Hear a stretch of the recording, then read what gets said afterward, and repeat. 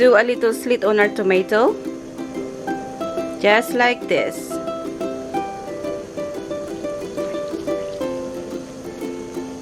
Put our tomato in a boiling water just for 30 to 40 seconds. As you can see, it's ready to peel. Put it in a ice cold water, or just a cold water is okay. Now it's easy to peel, just like this.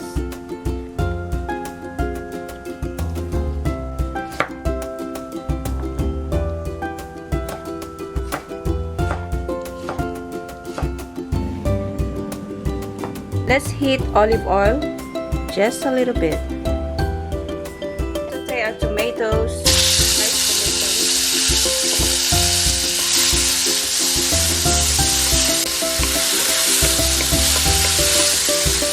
Let's add just a little water.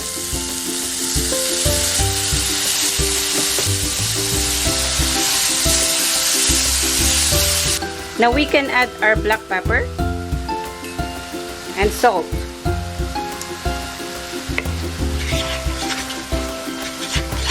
You can add more water if needed.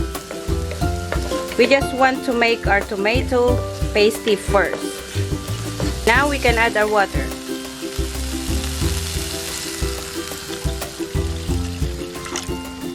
Let this come to a boil. Let's make our thickener. A cornstarch and a water. Just a little bit. Mix it nicely. Add our thickener. Mix it nicely. Let this come to a boil again. Just a little thickener. We're making a soup. Let's beat 2 eggs.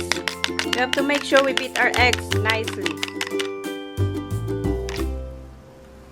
Pour our eggs thinly.